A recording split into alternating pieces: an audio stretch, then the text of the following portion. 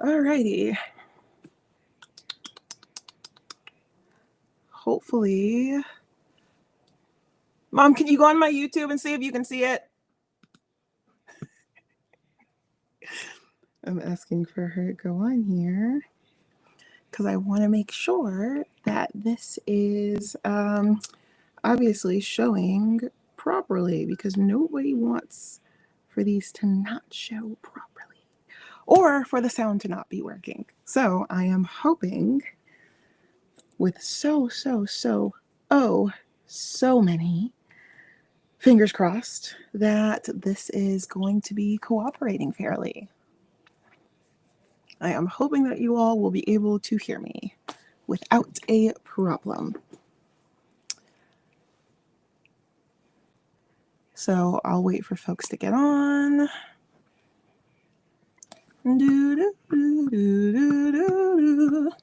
I've really got to start.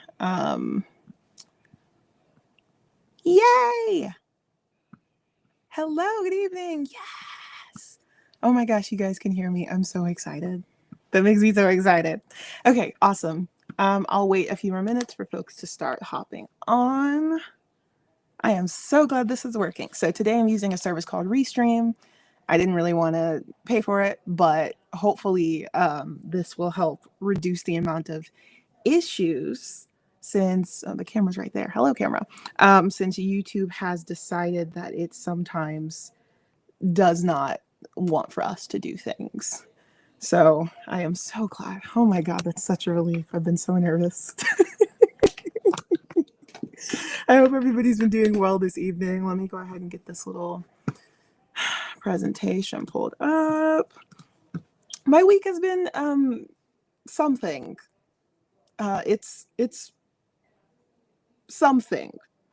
That is the best description that I can give. This week has been something, but I'm here, and I think this alone makes it so much better for me, because I can actually finally, present things while I'm on here instead of having to fight. So how are you guys week going?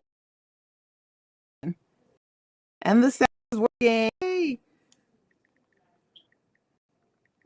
Sorry, y'all. I should have gone live on TikTok first, but I forgot. And I promised I would be on here. Have to make sure that I'm on here for folks who want to join through that. Making it through. Yeah, I feel that. It's real. It's one of those things. I meant to like multiple emails, and then I was like, you know what? That is not going to happen today. So, we live and we learn. We make things work. Okay, this is live on TikTok now. I think TikTok is going to get a really awkward angle today, but might just have to be what it is. There we go. I have this little thingy in the corner, but it's so large. Oh my gosh. Okay. I want to start having like a little bit of jams at the beginning of class, but we'll see, because, music is one of those things sometimes that you have to...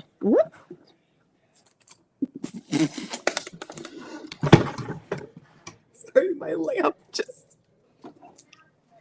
it just fell over partially. Why? Oh my God, now it's falling the other way. Okay. I don't even know if that lighting makes a difference. If I do it like this. I'm over here fighting with a lamp. That is not logical. Okay. I actually feel like I hate the lighting now. So, yes, everybody's still catching up on last week, and that's why I figured it was a holiday. So I said, let me just go ahead and like give folks a minute anyways to just, so far so good. That makes me so excited. Background's a little bit messy. I don't know why it just keeps shifting to the wrong side. I've tried to keep it neat, and it just keeps shifting the wrong direction. Thank you. These are like these new earrings that I got in, but I'm so excited about their little stained glass. They're like fake stained glass windows, and I just really enjoy them because they just feel so adorable to me. It's one of those things that I was excited about, but nobody else around me was excited about. So I just said, okay, if I do that, is that better? Why does does this lamp just not want to cooperate today?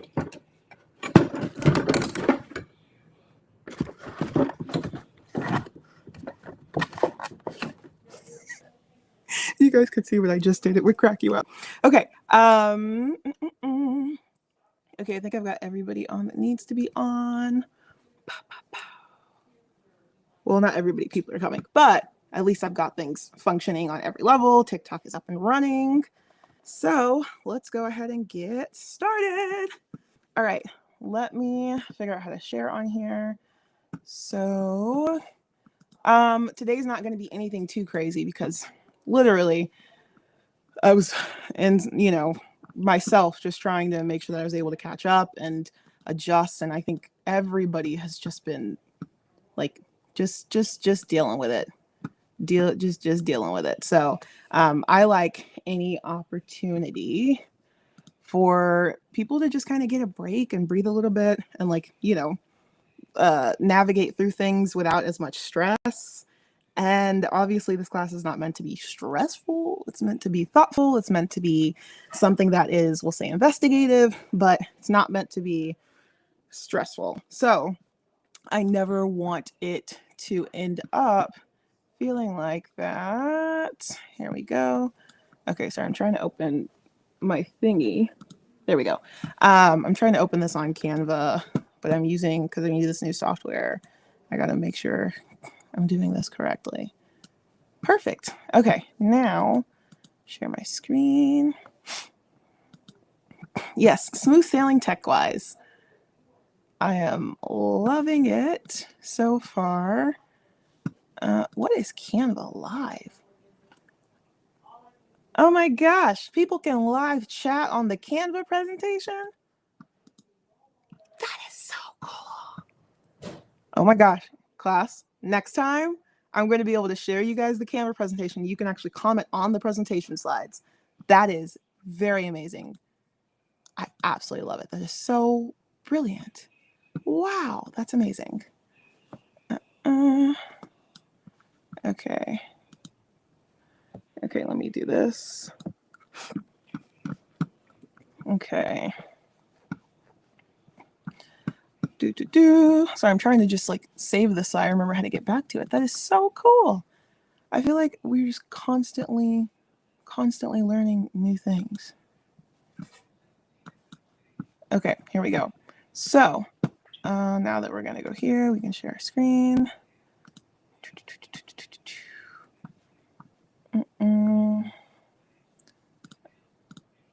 And I'm gonna go right here, share our window. Oh, fascinating. Okay. You guys can see the presenter window.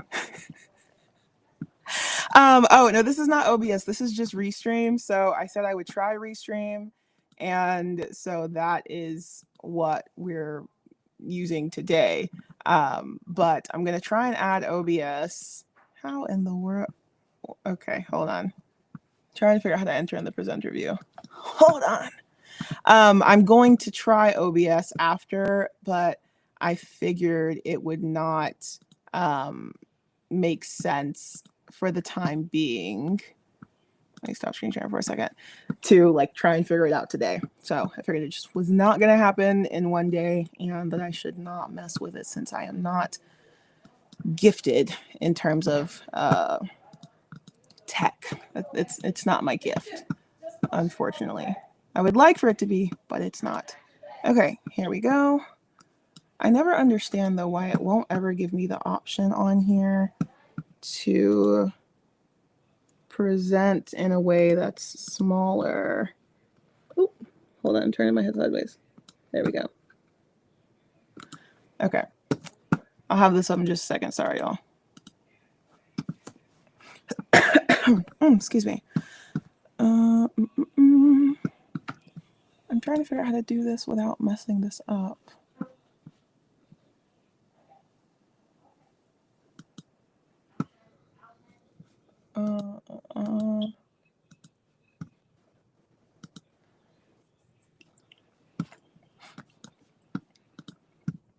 Okay. Sorry, I can't figure out how to hide the notes on here for this presentation mode. Not that there aren't even notes on here, I just don't like the way it looks. Because it feels very distracting. Okay, see if I present full screen, then I can't see. Okay, y'all, 2 more seconds. Okay, so we're gonna click. Aha! Okay, I got it. Allow to share window. We're gonna pick this window. Yay! Okay, so now I can reduce this, and that way y'all don't have to look at like all this mess. Oh, you're still gonna see all the tabs and stuff at the top. Sorry, can't fix that. Okay, good enough for now, right, y'all? Okay. Can everybody see everything okay? Thank you. I'm so glad. Yeah, it's making me so happy that everything is working. Oh my gosh, wait, I can edit this. Sorry, I'm just very excited to see so many new things that I did not know I could do. Okay. Never give me new things. So obviously, welcome today to our Intro to Resistance class number 3. After much of a learning experience, I am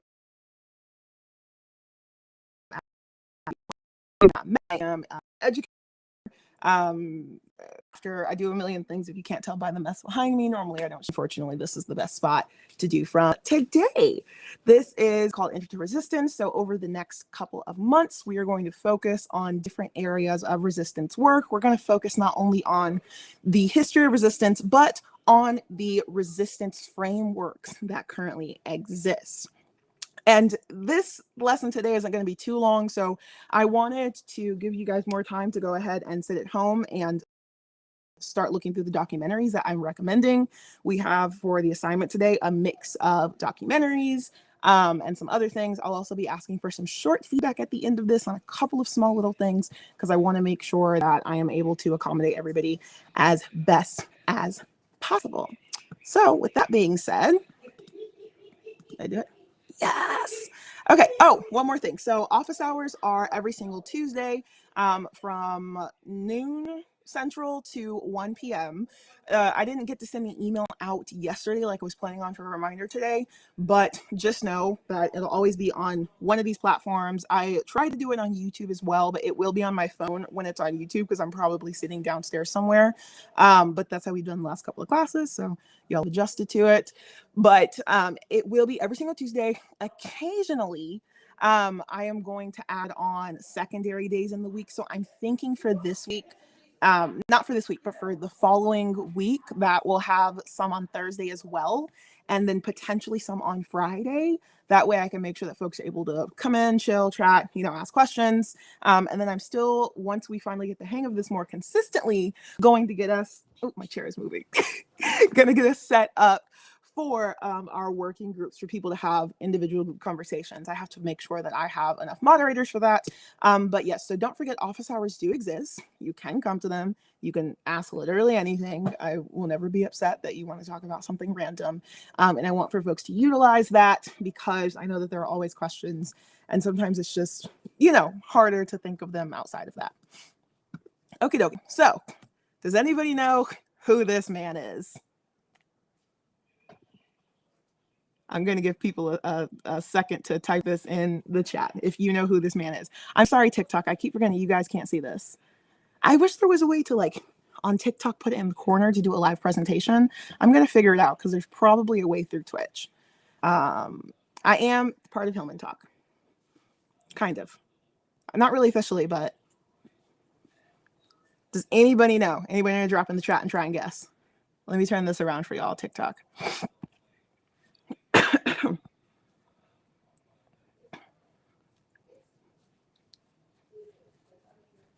Okay, that's okay.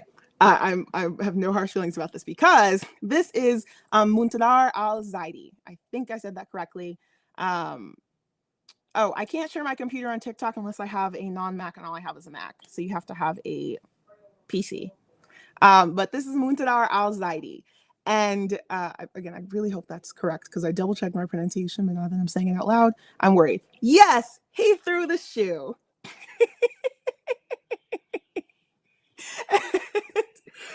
This is one of the pictures that was taken of him throwing the shoe at George Bush.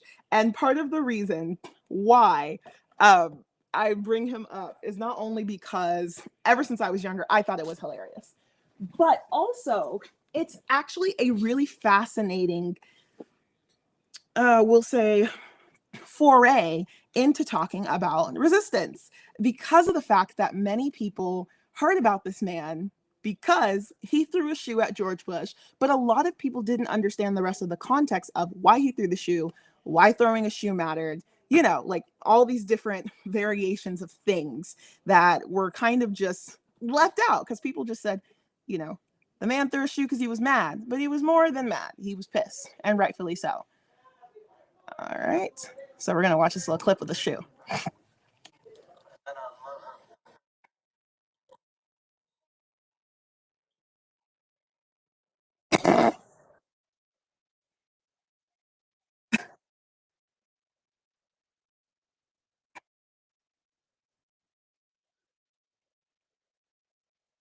And you see all the people gathering. So, that clip is from the press conference in which he threw the shoe at former President George W. Bush. And part of the reason part of the reason why the shoe was thrown was because at the end of that conversation, and yes, he threw both shoes, it was wrapping up on him talking about the invasion into Iraq. And for people who don't know, part of the war on terror that we've created in the United States is it's a facade that was created in the midst of all of the controversies that were happening in regards to Middle Eastern people being demonized, among certain terrorist attacks that were happening, some that were orchestrated, some that were participated by the U.S. government, and that's not a conspiracy theory, but we'll talk about that at another time. And at this time period, people that were Middle Eastern, people that were Muslim, people that were literally anything that could be associated with anything that had anything to do with over there were being heavily targeted. And we were invading Iraq at the time, which was causing a lot of deaths. This is something that is still been ongoing. Oh yeah, you switched over from TikTok. Yes, anybody on TikTok, you guys can switch over to my YouTube. There are links everywhere. Yes, I'm glad you're enjoying this better. So it was a very devastating time period for communities that had been going through, right, and are still going through much of the horror, that is the best way to say it, and the marginalization, all these are things that were created by people demonizing anybody associated with the Middle East. And I use the term Middle East very loosely. I'm not going to go too far into it, but there are different terms that can be used. But when we talk about the Middle East, we are typically talking about a certain conglomerate of countries that are associated with the Middle East. That's a very complicated conversation, though, and I do want to have it at some point. It's not exactly related to this too heavily today, so I'm going to take too much time to go into it. But it's a really important thing because some people were like, oh, he just threw a shoe. And they felt like it was random. Some people felt like it was disrespectful. He talked himself about the fact that he thought he was going to die. I have a video that you guys can select in your option to assign where he talks about how shocked he was that he did not get shot because he was filled with rage and he wanted to not only make a statement that was powerful, but a lot of the agreements that had just been made in that press conference, there are some translations and it's not perfect with the interpreters, were going to continue to allow for the United States to cause harm to Iraq and Iraqi people, again, underneath the guise of fighting terror. And so this is important for a lot of different reasons. Now, shoe throwing itself is more than just something that just randomly occurred here. The art of throwing shoes actually has a really long history. This is from an article, and I'll make sure I link this as well when I email this today, that talks about shoe throwing. So it says, the art of shoe throwing has captured popular imagination and is here to stay as a form of popular political protest. In recent instance, Chinese Premier Wen Jiabao became a near victim of notorious flying shoe during his visit to London in February 2009. Shoe throwing has become a celebrated art form ever since an Iraqi journalist threw his shoes at then U.S. President George W. Bush, not HWW, essentially eternally stealing Bush's last presidential moments with the iconic image of the shoe. Popular acts of communication and protest enter new forms of relationships with audiences and global spectators beyond the political context, and the shoe throwing incident is no exception. It has been consummately appropriated into popular culture and entertainment and the multimedia platforms of the internet, transforming political images and political protests into voyeuristic entertainment for the masses. So in a lot of cultures, especially when we're talking about, like non-Western cultures, but I'll say especially when we're talking about Asian cultures, not all, of course, but many Asian cultures, and when we're talking about Black and Latina cultures. Those three cultures have a heavy combination in talking about shoes and things that are related to your feet. If you think about it this way, if you go into most Central Asian and in general most South Asian houses, you are not going to have shoes on. You're going to take your shoes off. And that is because shoes are dirty, right? We know that shoes transmit, and I should have put an article in here about this, but you guys can find it online. Shoes transmit a disgusting amount of dirt. And because of that, not only in some cultures is it thought of that you're bringing negative, gross energy into your home, but it's also thought sometimes that realistically, you're also just putting yourself at a larger health risk for no reason. In places where you're already dealing with, Western conglomerates that have reduced access to healthcare, especially, it is going to be a really easy thing to not do. In Black cultures, it's known that, not only do you not want to put your shoe on somebody, but you don't want to sweep someone's shoe. There's certain things you just don't do with shoes. And obviously in Latina cultures, and more specifically, we'll say Hispanic cultures for the context of this conversation, shoes are a form of a beating weapon. Also in Black cultures and in general in African cultures as well. I could say a lot about shoes, but when a shoe is being used towards you, it is not a positive thing. Nobody is handing you their shoe as a form of excitement, right? Nobody is putting a shoe in close proximity to you as something that is good. It's not a good thing to have shoes anywhere except on your feet on the floor.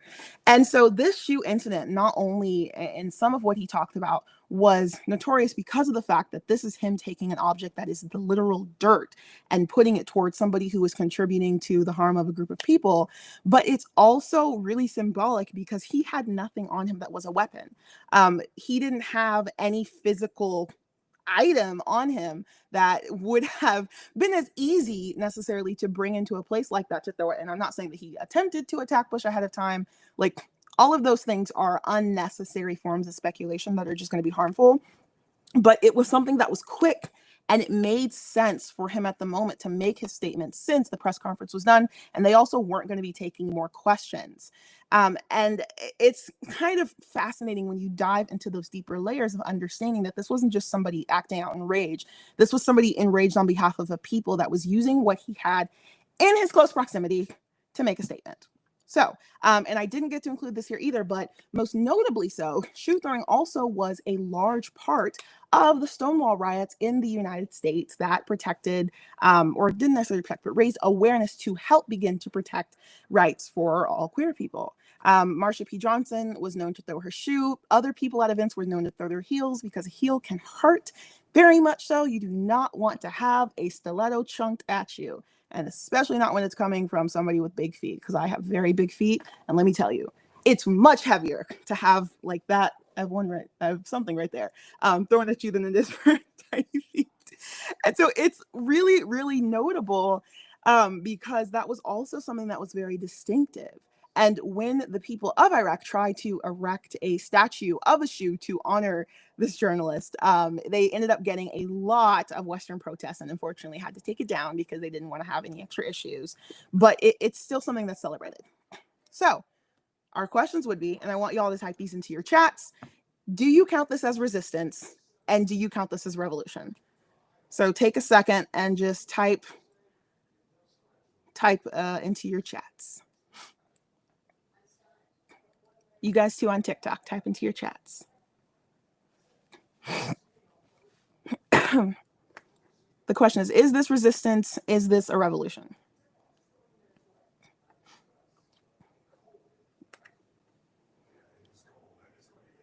I'm going to get Jeopardy music so I can have it going.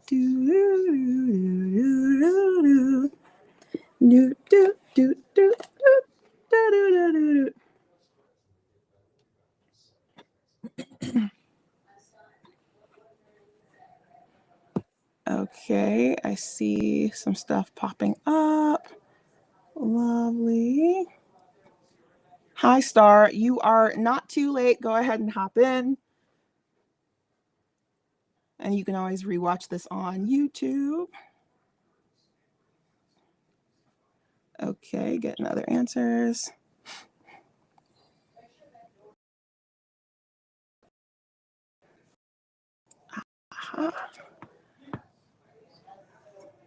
Okay, got some in. I'm going to give you all like 10 more seconds to drop these into the chat.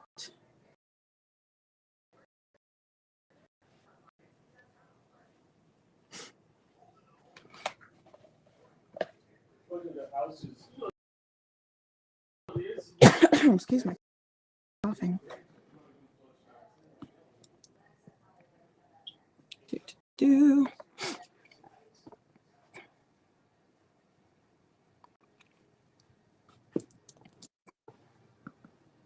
Okay, so I love some of these answers.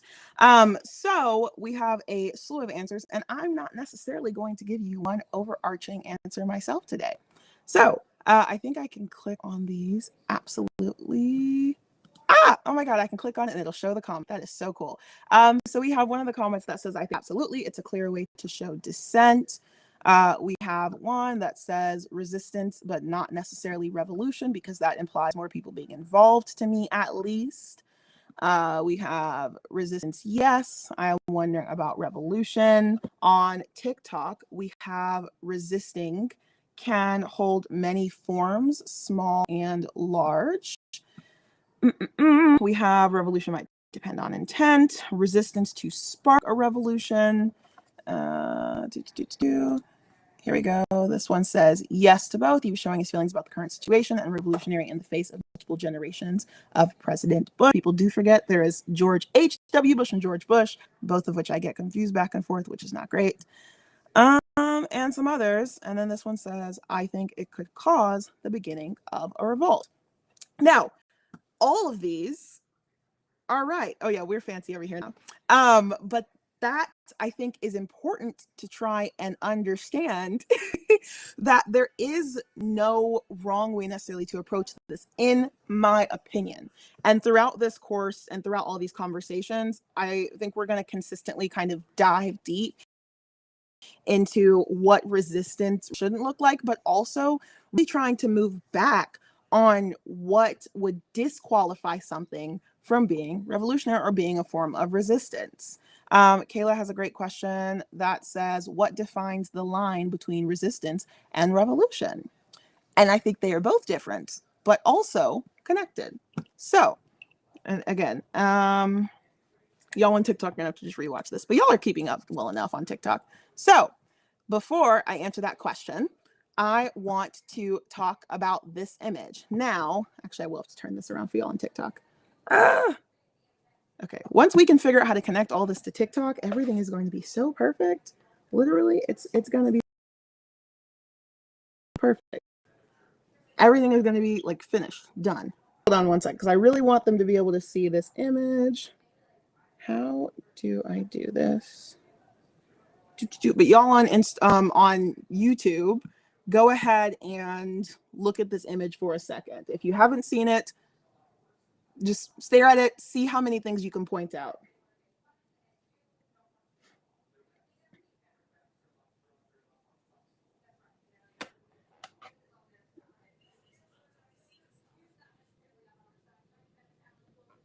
Keep looking at it.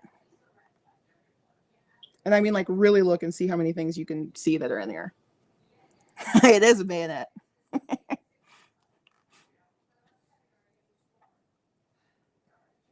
Keep looking. See how many things you can see, because this image is really cool. Oh yeah, Carla girl, if you want to switch to YouTube, go ahead and switch to YouTube, because you can see everything much easier. We have fixed our technical glitches on YouTube. I don't want to say permanently and then jinx it, but I would like to think we will not have any more problems on YouTube. I mean, I don't have any wood to knock on.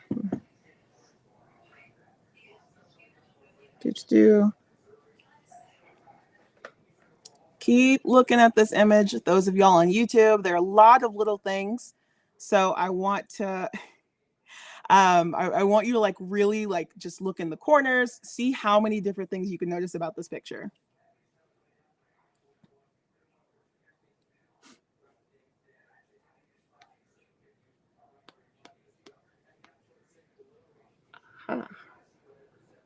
Okay, I think I figured out a way to do this on here. Yes, YouTube link is in my bio, folks.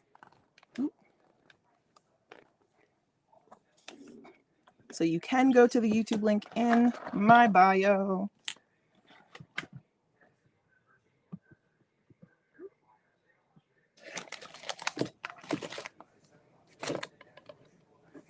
Okay, I think I can. Oops. Can I do it like this?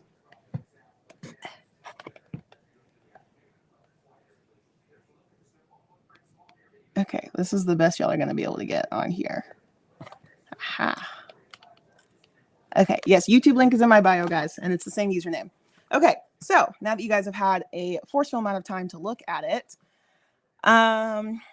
so she's iconic, staring them down. So this is an image of Gloria Richardson, and Gloria Richardson is an icon for a million reasons. All right, Miss Richardson not only was considered to be the first Black woman to organize a large-scale movement with the notoriety she was able to in the North, outside of the South, but she is not only the child of revolutionaries, she was a revolutionary that helped contribute to a million different movements. This image it's gone viral over and over again because of her facial expression. This facial expression is not only filled with disgust, but it was one of irritation because not only of how close in together they were, but the context of this situation is one that has just continued to grow over the years. So some of these things that you guys said, nonchalant she is about a bayonet in her face. And then I want to ask questions about whether or not that's a good thing or a bad thing later on. But this one's really important, about an unarmed Black woman at the forefront while a soldier holds a bayonet at her face and the Black men are all behind her. We could talk a million about that. And I think I'd also like to come back to that as well. I asked myself, and that is, who is in the car? I do not know, but I will find out and make sure that y'all know. I will find out. And then one more person said that the only panic is on the face of the soldier. And if you do look at the facial expressions, right, our facial expressions say a lot about us as people, whether we do or we do not mean them to. Gloria Richardson almost used to comment on this situation, but from what I could find, did not really want to focus on it, considering the fact that this is a moment that has so many different levels of connotations in it. Someone said, is that holding up a camera or a sign in the back? It's a camera. And if you just Google Black woman frowning protest, this image will come up. I wanted to test it earlier just to see, but you can find this image by doing that, and it cracks me up. There are some other pictures that are also iconic that I would probably like to contribute, but this photo has created a wide range of responses from people over the years. When I was presented this photo at certain summits I've been at, when I presented it in different conversations, there has been a mix of responses, including people feeling like it's disturbing because she shouldn't have to be brave. Some people feeling like it's amazing because she is brave. Some people feeling like the picture itself was a form of resistance to them. Some people feeling like the picture was useful. If you look also, some people pointed out, and I'm trying to see, one soldier appears to be grabbing the other's arm to hold him back. Yes, and he was talking to him. And also, if you look in the background, you can see people just kind of all gathered around. If you look, you can actually see a split in the picture from the right side of what we're looking at of Gloria, from the camera. Those are white hands. And behind him, it's really hard to see. There's another white man, but there's a Black man on the side. And then you have the few officers on the right side. She was technically pushing the bayonet away. And I'm trying to see if I can ever get a video interview of her talking about this. Hold on. Hold on 1 second. I'm trying to double check and see if I included this because my brain just asked a question.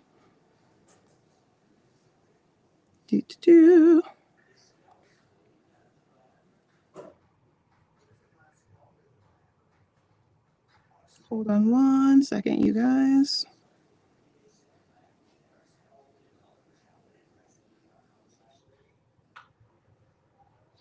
I'm looking through this assignment list I have for you guys because if I don't add this on here right now, I'm going to forget. I'm going to forget. Okay, I just added that on there. So the biggest thing is that every time I look at this photo, I have seen different context in the conversations around this photo. So I could not find Gloria Richardson talking directly about this photo much. It seemed like she kind of just didn't want to. But there were certain time periods in this where the officers were actually supposed to be assisting them and times where the officers were supposed to be policing them. This was in the midst of the civil rights era, and during this time period, I think this was done in 1962-ish.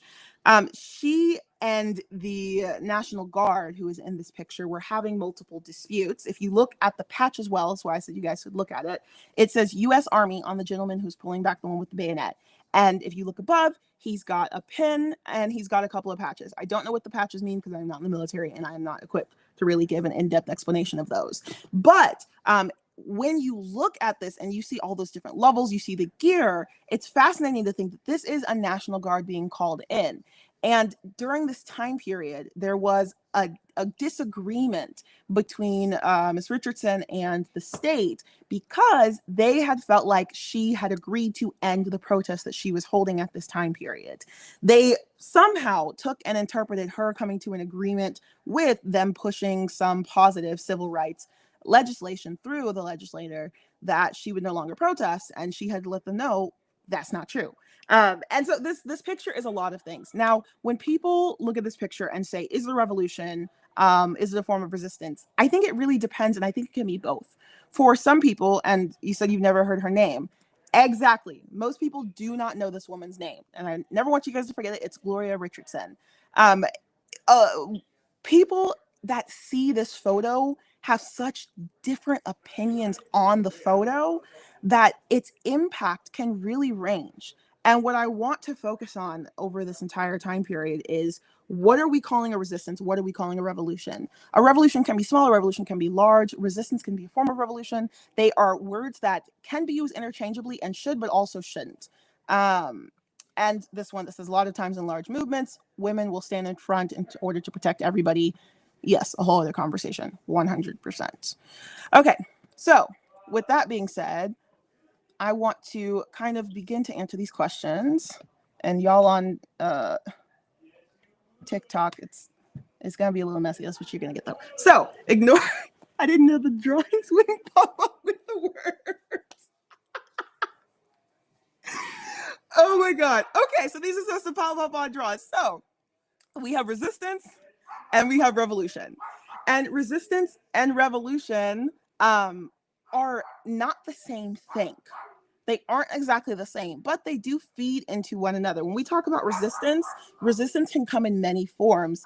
And when we talk about revolution, revolution can also come in many forms. The way that I have started to divide this out in a way that makes sense to me to teach, a way that I think is useful and that I really want for people to understand.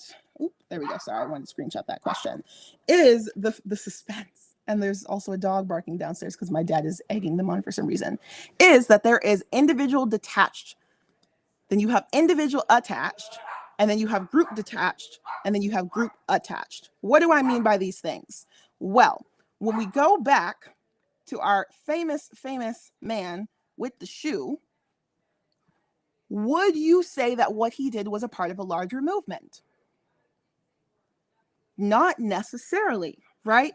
He did not specifically take that action as being connected to the larger movement that was happening to liberate the Iraqi people and in general to stop the anti-Arab sentiment that had been developing and has continued to develop. Technically, What he did is what we would very likely call an individual detached action. He did not do it for the sake of making a statement on behalf of a movement. He did not do it necessarily because he was instructed to. It was planned. And we also have planned revolutions and we have unplanned revolutions. And that's a category we'll go further into as well. You saw the smile. The smile is wonderful. Oh, I like this comment. Jala, I'm assuming that's the correct pronunciation, has resistance equals defense, revolution equals offensive. Depends. But this was an action, but it was influenced by the larger context. So that brings up the question, is this resistance or is this a revolution? Now, because I would call this an individual detached moment, that is when we ask ourselves, is it a moment of individual detached resistance or is it an individual revolution? And honestly, it depends. Typically, the way that I define this is that resistance is an action, while revolution is more likely going to be a result. The way that I define it, that doesn't mean necessarily it's wrong or that it's inherently right. But for the sake of this learning, I think it is very useful to look at the fact that resistance is not only an action that you take, right? Resistance, it could be you know, sorry, I'm scratching at my face today. My allergies are killing me. Resistance could be you throwing a shoe at somebody who is being disrespectful to your people. Can be literally resisting something, like not allowing for a place to be taken over. Resistance can be all of these things. And a revolution typically, to me, is going to be more than an action. It's going to be something incited by an action. But sometimes you can also call a resistance something that's incited by an action, which is why I say that they are not going to be just one thing or another, but that they're going to work interchangeably in many situations. It's almost similar to whenever we talk about systematic versus systemic racism, but I think this is actually a little bit less concrete. But for most of this, I am going to talk about this consistently. Now, somebody said, Kayla, you're on fire today. Kayla said, resistance are the actions that allow for revolution. And I would say that that is correct. I also think that it's important to think about the fact that the revolution in and of itself can be the resistance.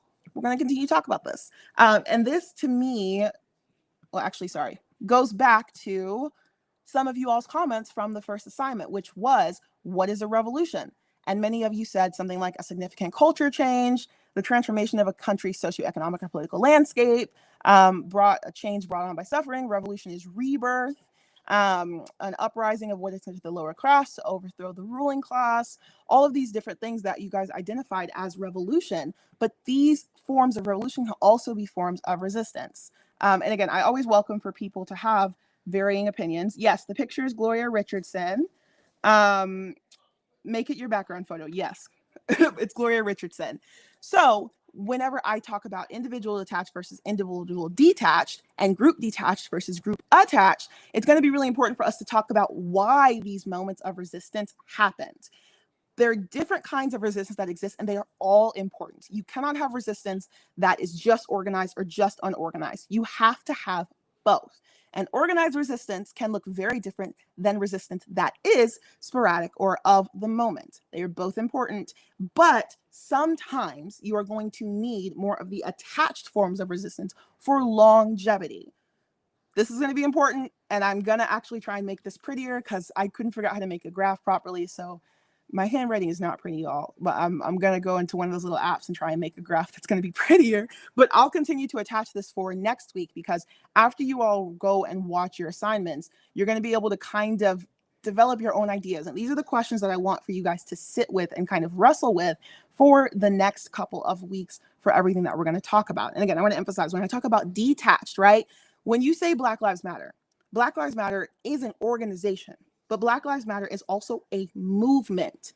And conflating the two can sometimes be harmful, because if something is not attached to the organization, it does not mean that it's not attached to the movement. But something could be detached from both.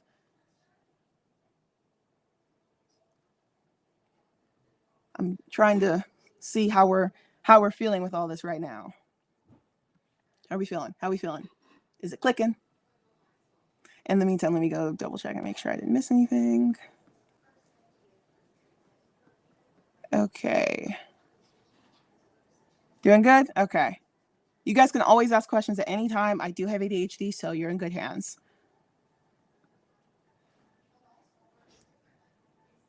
Okay, I see that. Can we give examples? I should have put these in the slide. Yes. So, and this is actually for one of these. So I'm going to pull up my little YouTube because my little Google, because I don't know if we're going to be able to do this. So Harriet Jacobs is, sorry, I'm taking a screenshot of this comment. Diana, thank you for that comment. Make sure you follow up with me later because I have some resources that might be useful for that. So Harriet Jacobs is one of the people that I'm going to give you guys an option to watch. And Harriet Jacobs is most famously known because she was the first woman that was able to at least write a book or author a book, because I don't believe she wrote it necessarily with her hands, about being an enslaved person. Harriet Jacobs is most known because she was able to hide for 7 years.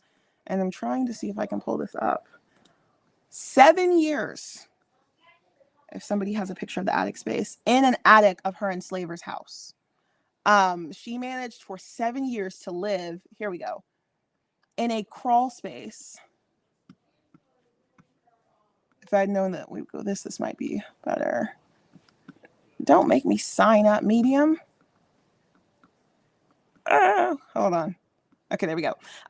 7 years in this crawl space. And this is one of the things that my brilliant, and I'm going to call them my mentor because I can, Jen Jackson talks about in the Black Women Taught Us book. I'm going to have a chapter of this copied for those of you all who are not able to purchase this yourself yet. And it talks about what each part of an action taken by a Black woman teaches us about all of these things. Imagine living in a crawl space where you can barely fully lay flat, where you can barely lift your head for 7 years to escape your enslaver and be able to tell your story, right? This is something that I would consider an individual detached moment of resistance, because it was not something that she specifically communicated with the larger movements that were happening to end slavery, right? It was not something that was organized through something specific. Harriet Jacobs would not have considered herself an activist inherently, right? But it is an individual form of resistance that is detached from a larger movement, but still very, very, very important. So that's what I would say this is. Whereas whenever we talk about, and this is also for next class, did I leave the picture in here? No, I took it out of the slide. I can't believe I took it out of the slide. Why is my brain now bleeping? Versus when we talk about the Amistad Rebellion, which is also one of the most successful slave rebellions of all time. And this is what we're going to talk about in probably 3 weeks. This was where a huge amount of enslaved people were able to not only overtake the ship, but it set a Supreme Court precedent for enslaved people to actually have more rights. But that still is something I would have called a group detached movement, because not only was it not really connected to the larger movements of slave revolts, organized, like when we talk about the Underground Railroad, a little bit that we'll go into. Those were things that on a larger scale people knew were happening. This was something that these people as a group took and did in action. So this is what I would call group detached. Now, if we're talking about group attached, then that would be Harriet Tubman and the Underground Railroad, because this was something that was technically considered to be attached to the larger movement of freeing enslaved people as an overall level. Does that make sense? Oh, I see some messages in here. Okay, hold on.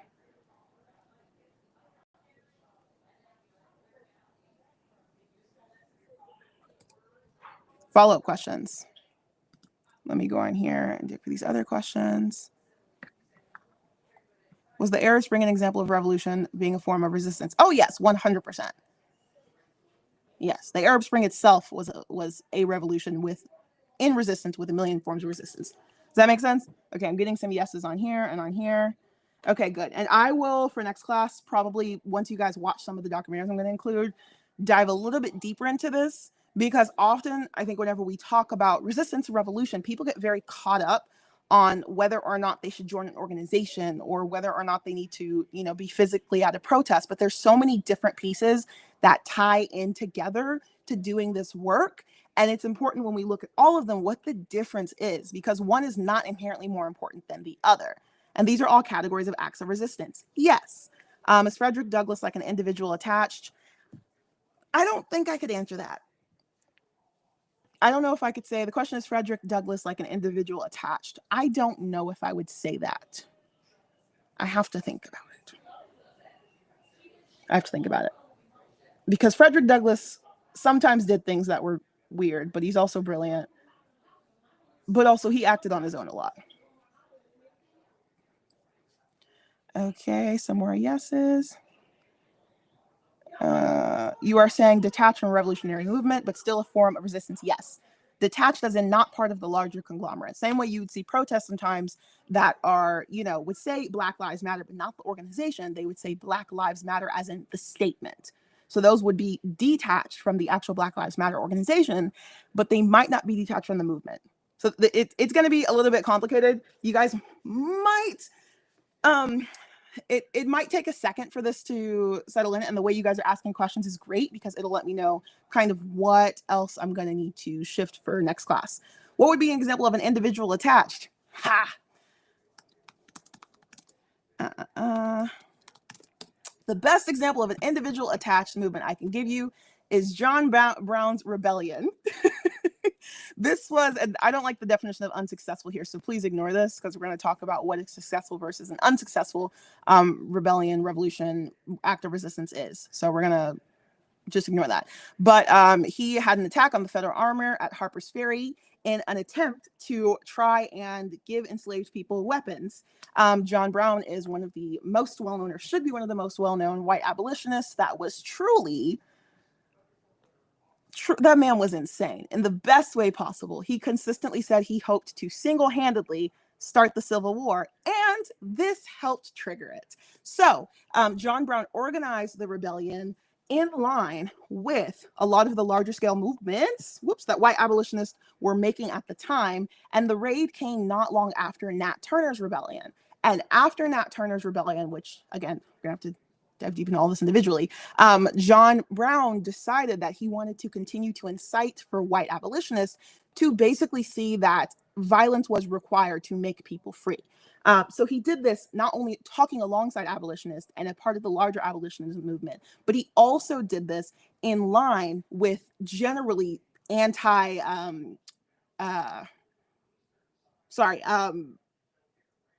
why did the word just leave me? With anti-union places. So it's one of those things that I think is a really important distinction. Some things aren't going to fit clearly into one category or another. But if we can kind of look through these more, it'll be great. Did he start a school for African Americans later in life? I don't remember. He died pretty young.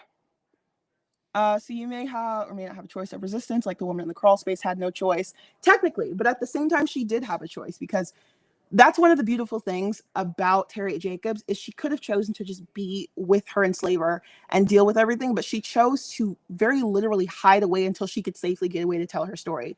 So it was a choice, and it was a brave choice. It was a bold choice, and a brilliant choice. You're never going to see me disrespect, and I'm not saying you're doing that, but you're never going to see me disrespect these people's work. So revolution is the sum of individuals and groups of an attached, detached movements. Yes and no. Yes and no, but I like that definition more than anything else, so I'm going to screenshot that. Okay, and then we have, would Huey Newton be an individual attached because of his part in the Black Panther org? I would say so for many of his actions, but some of his actions are going to also be detached actions. But overall, I think as most of the work he did, yes. And then we have one more question. A person's action could be sometimes attached to an organization and sometimes not, right? Because people are complicated. Yes.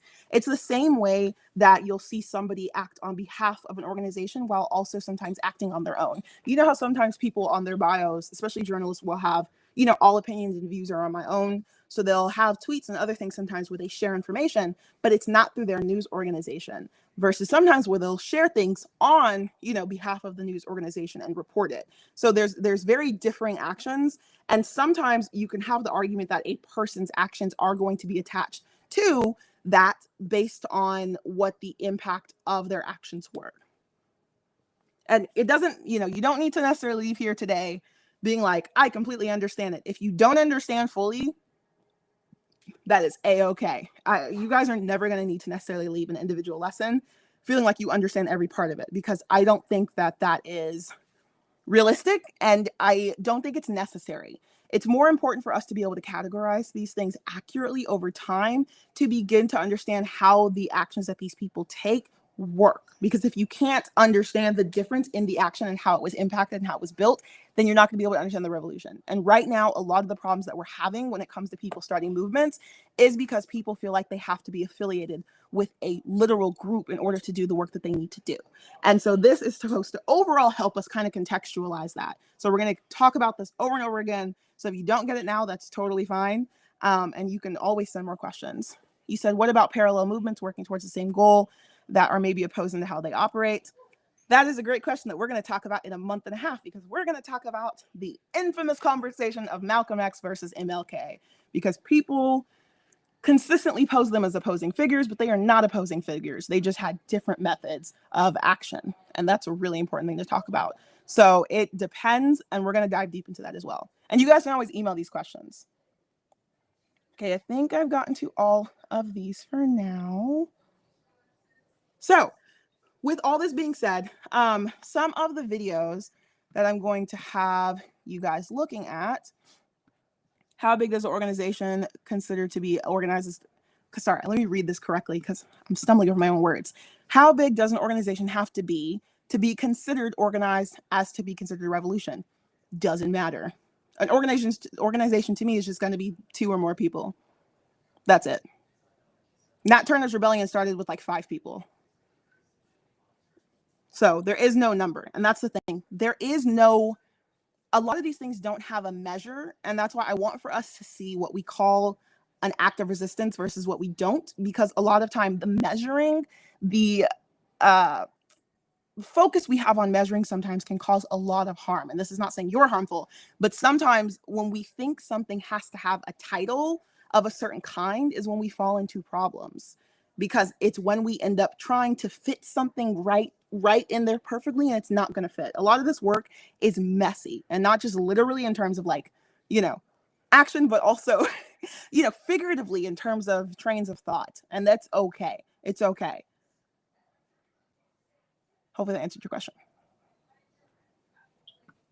Grace said, what are the documentaries I wanted us to watch? Hold on. Okay, I think I got everybody in here. So these are some of the options. I've got 4 more that I didn't get the links to yet.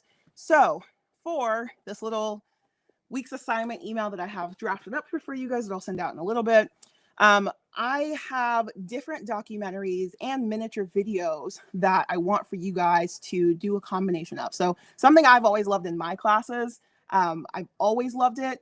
I really want people to have the opportunity again to learn in various ways. That's something I'm always going to emphasize. We're going to continue to talk about it.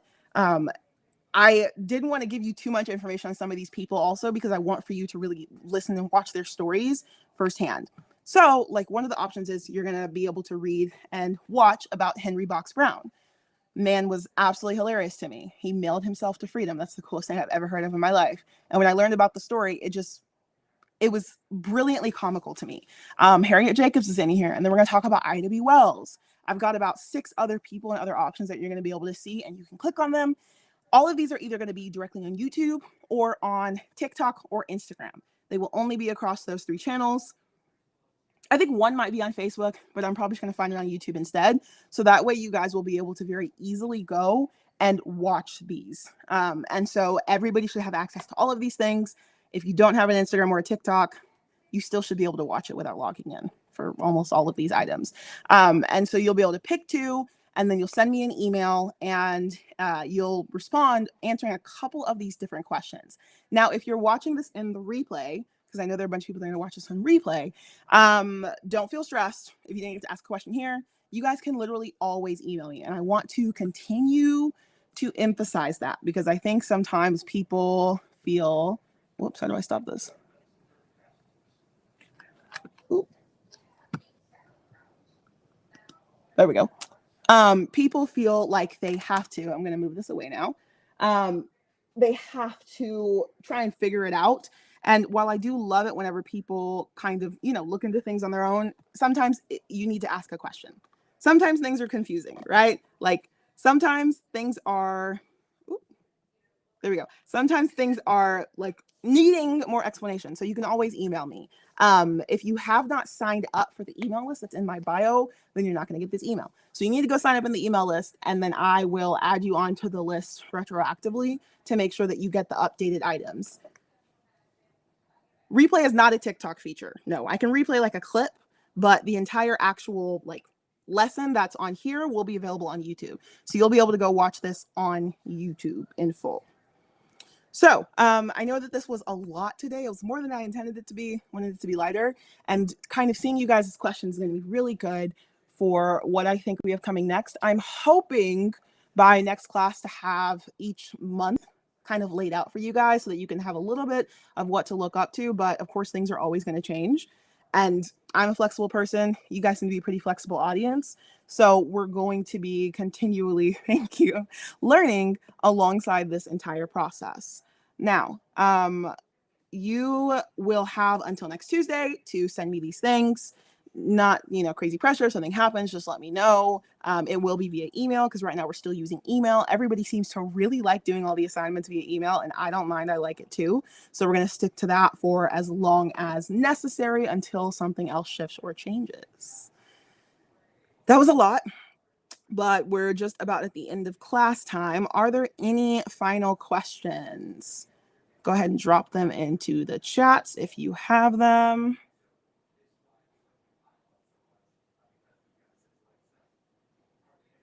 Any final questions?